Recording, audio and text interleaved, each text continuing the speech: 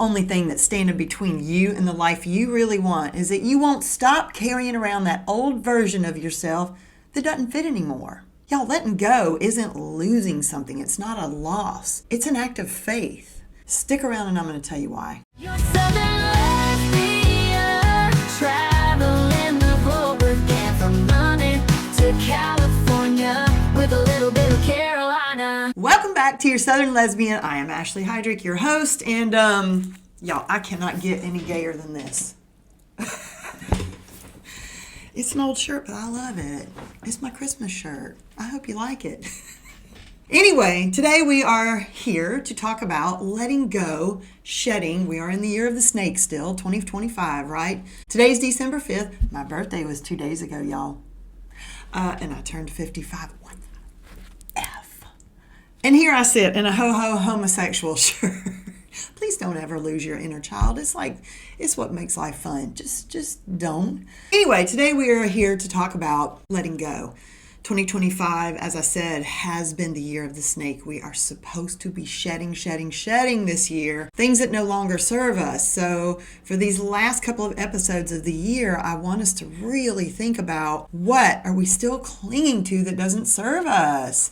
What is getting in the way of us having our best relationship ever? You know, and again, this is not just romantically, but we're talking about romantic mostly here for today, for now, for this year. You know, this serves you in all your relationships. What old habits do you have? What fears do you have? What parts of yourself are you afraid to share with the world? You know what I mean? So like I said, letting go is not losing something. It's actually making space for the right thing to enter your life. If you're still clinging to the old thing and you've got an ex or anybody that's occupying your brain space, they don't even have to be an ex. They might be somebody you're focused on right now that you know she's not gonna go there. Maybe she's straight. Maybe she's just not in the same place as you, whatever it is. She's not responding to you in the way you need her to and want her to, right? If you don't let go of her, and I mean that energetically, emotionally, that means you've got to get control of your thoughts. You've got to stop thinking about that girl all the time. You got to stop fantasizing. You got to stop, fantasizing at night about her. Whatever you're doing. Yes, you. I'm just saying, it does not serve you, because we talked about this before, the neurons, those that fire together, wire together, and your brain chemistry, and those things that you continue to think about become, your thoughts become actions, become your habits, and all that stuff. So, right, this is where we have to start. But why do we cling to the old, Ashley? But why? I don't understand. I can't help myself. Well, Broomhilda, I'm going to tell you, it's because it's familiar. And it could be, it could still be patterns from your childhood. I am still working through things in my childhood, things that I feel like I just learned this year. Okay? So don't feel bad. I just told you how old I am. The universe works in the ways and the timing that it works in. And that's okay. And everybody's on their unique timeline, their unique journey. And you have nothing to worry about. You're exactly where you're supposed to be right now. The universe does keep giving you chances and keeps giving you chances, but I would say stop saying no to it so much. Start paying attention. Anyway, back to the old patterns. So we've talked about this before here too, but if you grew up in a household where certain types of conversation happened, maybe, yelling was normal in your household and you didn't get to speak up and use your voice, or you were fearful, that's something that's going to stick with you for a long time. Or maybe on the opposite end of that, you were the golden child. Maybe you were the one that everybody thought, wow, she's the one that's got it all figured out, and you're terrified to admit when you don't. There's a whole spectrum in there, and everybody grew up with something different, and this might not just come from childhood. It could come from past partners who spoke to you in a certain way, made you feel bad about yourself maybe, or said something that just stuck. We've all got those people who have said things to us in our life that were like, ugh, and I'm guilty of it too, y'all. I've said some stupid things to people I care about. I'm not proud of it. But those are the things that we have to work to unwind and unbind ourselves from and separate ourselves from whatever that comment was, whatever headspace that person was in when they said it. And it doesn't even matter what's going on with them. It matters what you think, right? So old identities feel like home to us because they're familiar. right? If she's showing up and she's feeling familiar, but it's that little twinge of like, a pattern that's not comfortable, or she's not giving you what it is you're asking for, but that feels familiar to you, so you're staying in this, you got to recognize that she's slowly burning your peace down like a bad scented candle. Okay, and here's the other thing. Don't get me started on this one. But Ashley, what if nothing better comes? Well, I've been there. I've been there probably every relationship I've ever had, every breakup I've ever been through. That is the thought that comes in, right? That's the intrusive, pain in the butt thought that pops up when we're sitting there going, oh God, I know this doesn't feel right. I know I should walk away, but what if I don't find anything better? She's really pretty and she's got all these beautiful traits about her, but she still says these things to me that hurt my feelings. Or she still explodes at me for reasons I don't understand. Or she still walks away from arguments and doesn't try to keep the peace and work through things the way we should. Yeah, no. This is where I go back to the original point of letting go of something isn't a loss. It sure as hell feels like a loss in the moment, but it is an act of faith. It is you saying to you, Ashley, I've got you. And the little child inside you that's feeling all these scared emotions, right? Little Ashley, I've got you. And I am trusting that I can figure out whatever's next. And I trust that the universe is going to bring somebody into my life because I've just made space for it. And I'm going to make sure that the next time I set my boundaries in place where they should be. I move carefully and I see that she's the right fit. I watch her through a few seasons to see how she responds to things, right? We want to see her not just when she's happy and in love. We want to see her when things go wrong. I want to see how she behaves when shit goes sideways.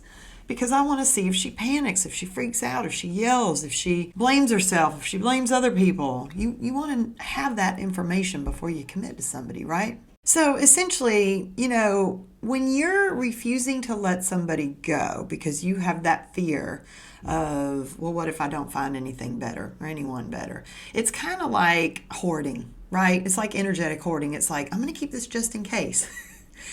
And not only do we need to physically continue to release things that we don't need anymore because somebody else can use it, so it feels a little selfish to me to hold on to things that I don't use anymore, right? But also, energetically, you're clearing space and you're saying, thank you, I enjoyed that, I'm going to make room for something better to come in. And you do the same thing in your relationship, and I'm not saying discard everybody. I'm not saying that. You know what I'm saying, though. If somebody is just not right in your life, and it could be a friend. I mean, sadly, I have had friends that I feel like weren't meeting me where I would like for them to meet me, and it didn't feel good.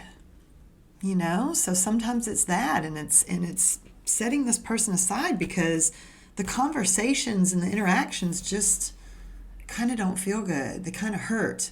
And you're saying to the universe, like, hey, I'm making space for either this to come back in a more healed state, and I'll be open to it because you would be, I'm guessing I would be, unless they did something horrific. Or, hey, I would like a new friend, some new friends that meet me here as I am treating them. I would like to be treated. And the same thing in your romantic relationship. That's all it is. Don't be an energetic hoarder. What are some signs that I might be holding on too long, Ashley? How do I know if it's me in that space? How do I know? It is hard. I will say, when you're in the thick of it, it is really tough to tell because you are weighing those, here's all the good stuff. You might even be writing down lists. Here's all the things I love about her. Here's all the things that drive me absolutely crazy. But I'm going to tell you, if you're making excuses for her behavior, if you're rationalizing it and saying, oh, she said this to me, but she's having a bad day at work. Oh, she didn't want to cook tonight again, but, I know she's got a lot on her plate.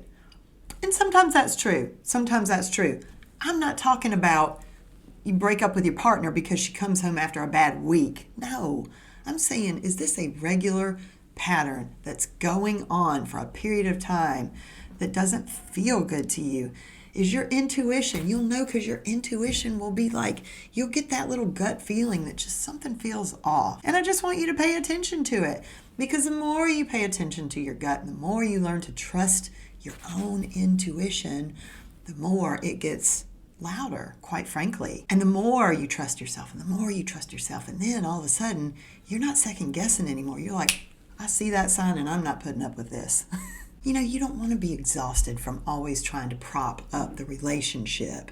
That's the other thing you would feel. Like if you're tired all the time and you're doing everything that you have to do in your life and you're trying to take care of her, or she's just not being gracious of the things you're doing for her, or maybe you're doing it with expectations. We're going to talk about that soon. You do have to kind of put yourself in check and understand, but you owe it to yourself and to her to have a clarifying conversation. And my hope for you, my wish for you, is that she will meet you there in that conversation and be open to that and be open to hearing things that she's doing that are hurting you. Because if she's not, you have a choice to make. So what do you want from this, right?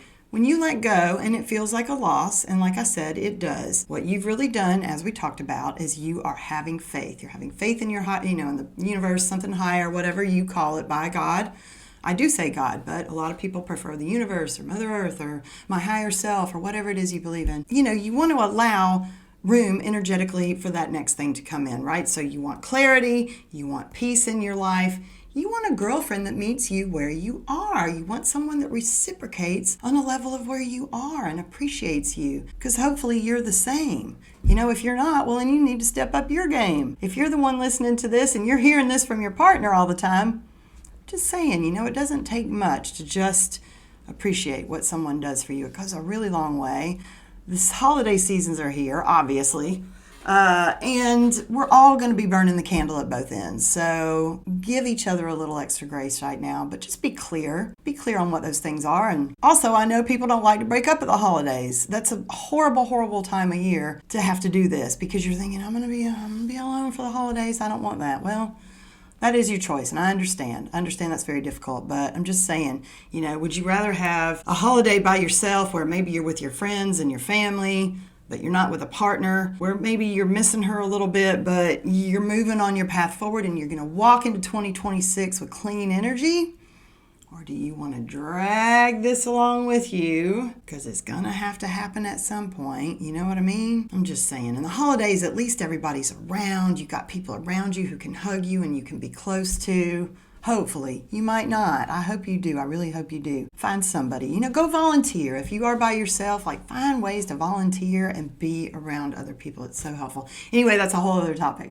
The whole point of this is something new cannot arrive while you're still holding on to your old situationship or thoughts of somebody that is not going to meet you where you are. It just can't. It's the weirdest thing. I remember years ago having a crush on somebody, right, when I was younger. I don't let myself do this anymore, thank God. But when I was younger, I would allow myself to have crushes on people, right? And I'll tell y'all, I actually started feeling loyal to those crushes that I wasn't even with. And I think I've talked about this a year ago on here, but that is a real thing. And I bet each one of you can think back and sort of remember a time in your life. Hopefully you can. Hopefully you're smarter than me as a kid. But the energy of your thoughts towards somebody is a real thing. So please make sure you're reining that in this season, put your mind, it takes work. Put your mind, put your thoughts on what you really want to draw in, who, and energetically, I'm not saying point out a physical person, I'm saying energetically, what do you want? Focus on that. So I'm just saying, if you're out here trying to manifest a wife, for leading into the new year, let's not drag that old energy with us. Let's just put her right back where we found her. So think about that. I want y'all to think about that this holiday season and this week, just what's one thing emotionally? It could be thoughts about someone. It could be a habit, old thought patterns that keep you stuck from speaking up about the things that you need to say, or that you're afraid to show someone your full self, whatever it is. What's just one little thing that you can let go of right now that would really serve you well as we're about to head into a new year? That is what I've got for you guys. I hope y'all do enjoy my little ho-ho homosexual shirt. I think it's super funny. I was really excited to find it. Anyway, thank y'all for being here again so much. And we have Instagram now. It is embarrassingly small. It's got 27 followers. Y'all y'all, whatever. I can't, we don't have time to like do all the things in every place, but I'm doing the best I can. But some of y'all I know have recently discovered Instagram. So yeah, I appreciate your support. I really appreciate that. Of course, we've got the TikTok community. They're 10,000 strong over there. And the comments are still a-coming. People are still wife shopping there, y'all. And I think it's adorable. But, listen, I hope y'all do find the loves of your life there. How cool would that be? Thank you so much for being here. I appreciate you guys so much. I love your feedback, as you know. I ask y'all each week to please just drop me a line and tell me if any of this resonates. Did you get anything out of it? Am I, just yapping into the wind? And I love to know where you're from too. Just drop me a line and let me know where you're from. I today currently sit in London still. It's where I do most of these podcasts from at present. Headed to the south for the holidays, which will be nice. So I look forward to being back around family and in the southern U.S. Y'all have a wonderful week. I'll see you next time, okay? Bye, y'all. Just a reminder, y'all, I'm not a doctor. Everything I share here is for entertainment and encouragement, not medical advice. The views you hear are mine or my guests, not my sponsors. Any similarity to real people is purely coincidence.